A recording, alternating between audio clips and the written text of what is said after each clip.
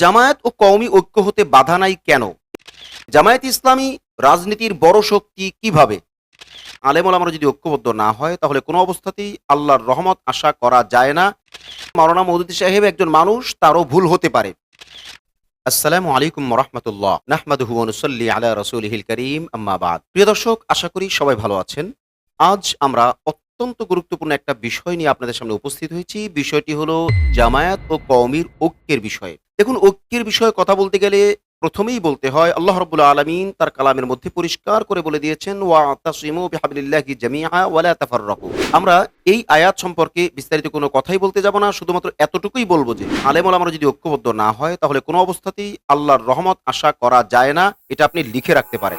প্রশ্ন হলো, এই বিষয়গুলো আলেম ওলামারা সবাই জানেন, শুধু আম জনতার জানার জন্য অথবা মাঠ পর্যায়ের আলেমদের জানার জন্য এই কথাগুলোকে বলা এবং যাতে আমরা সবাই মিলে আগাইতে পারি এজন্য এই কথাগুলোকে মুযাকারা করা। তো প্রথমত যে প্রশ্নটা আসে, জামায়াত আর কওমি ঐক্য হইতে আসলে বাধাটা কোথায়? আজকে আখলাক টিভির ব্যবস্থাপনায় আমরা যে কথাগুলো বলবো সেটা অত্যন্ত গুরুত্বপূর্ণ এবং অত্যন্ত তাৎপর্যপূর্ণও বটে। আখলাক টিভির এই অনুষ্ঠানের শিরোনাম হলো এরকম যে জামায়াত ও কওমি ঐক্য হতে আর কোনো বাধা নাই এবং জামায়াত ইসলামী রাজনীতির বড় শক্তি। চলুন আমরা মূল আলোচনায় ঢুকে পড়ি। বন্ধুরা, জামায়াত ও কওমি ঐক্য হতে বাধা নাই কেন, এটা বুঝতে হবে আগে। জামায়াত আর কওমি ঐক্য হইতে গেলে বা ঐক্য পারপাস কোনো কথা আসলেই প্রথমেই যে কথাটা আসে যে না, জামায়াতের সাথে ঐক্য হচ্ছে না, হওয়া সম্ভব না, কারণ মওদুদী সাহেবের ভুল এই বিষয়ে।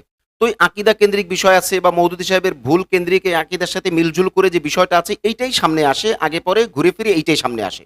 এখানে বোঝার ব্যাপার হলো এটা যে জামায়াত ইসলামীর প্রায় সকল আলেমরাই এ কথাটা পরিষ্কার করে বলেন যে মাওলানা মওদুদী সাহেবকে আমরা আকিদার ইমাম মানি না, এবং ওনারা আরো বলেন যে মাওলানা মওদুদী সাহেব একজন মানুষ, তারও ভুল হতে পারে।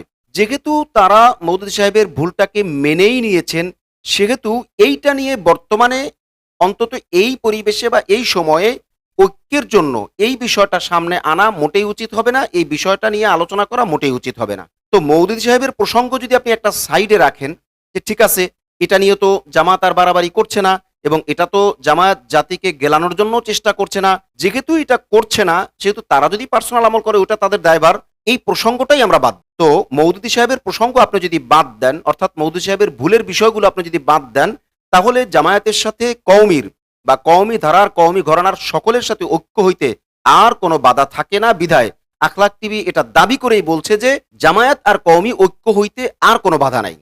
দ্বিতীয় কথা হলো এটা যে জামায়াত ইসলামী রাজনীতির বড় শক্তি কিভাবে? মাঠের রাজনীতি সম্পর্কে বা রাজনীতির ডিপের আলোচনা সম্পর্কে অনেকেরই ধারণা নাই, যে কারণে তারা জানেন না যে রাজনীতি করতে গেলে, একটা দল পরিচালনা করতে গেলে কামার কুমার হইতে আইন আদালত পর্যন্ত এবং মন্ত্রী এমপি পর্যন্ত সব সেক্টরে যোগ্য লোক তৈরি করা প্রয়োজন, যেটা বাংলাদেশের ইসলামী দলগুলোর মধ্যে শুধুমাত্র জামাত সাকসেসফুল হিসেবে বা জামাত সফলভাবে এটা করতে পেরেছে। যদিও চরমনাই তথা ইসলামী আন্দোলন ওনারাও অনেকটা এগিয়েছেন, কিন্তু এখনো পর্যন্ত জামায়াতের পর্যায়ে তারা যায় নাই, এটা হলো বাস্তব কথা। তো এটাই যদি হয় তাহলে সব শ্রেণীর লোক জামায়াতের মধ্যে থাকলে জামায়াতই তো রাজনীতিতে সফল বলা চলে।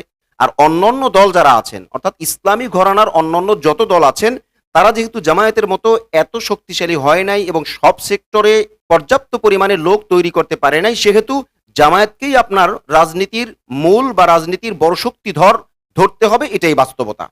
সামারি হিসেবে আমরা এই কথাটা পরিষ্কার করে বলতে পারি যে জামায়াতের সাথে কওমি সর্বশ্রেণীর আলেম ওলামাদের ঐক্য হইতে বা কওমি ঘরানার সকলের ঐক্য হইতে বা সকল দলের ঐক্য হইতে শুধুমাত্র বাধা ছিল মওদুদী সাহেবের ভুলগুলোর বিষয়ে।